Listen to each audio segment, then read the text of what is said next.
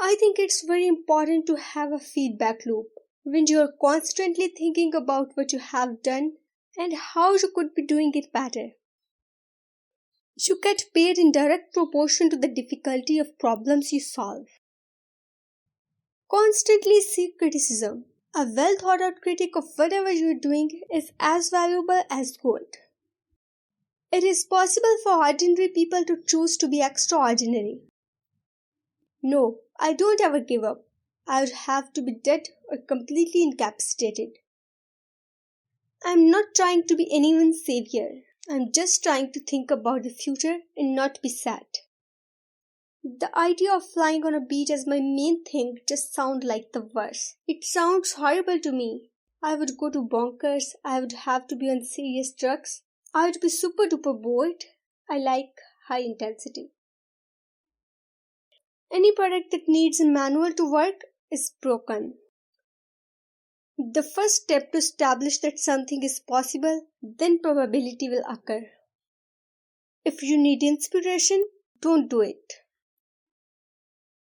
I came to the conclusion that we should aspire to increase the scope and scale of human consciousness in order to better understand what questions to ask.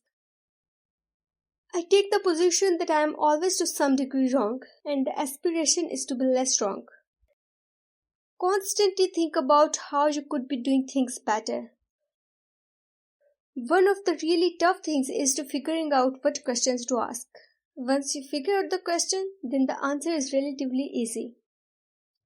One of the biggest mistakes we made was trying to automate things that are super easy for a person to do, but super hard for a robot to do. When I was a little kid, I was really scared of the dark, but then I came to understand dark just means the absence of photons in the visible wavelength, that is 400 to 700 nanometers. Then I thought, well, it's really silly to be afraid of lack of photons. Then I was not afraid of the dark anymore after that.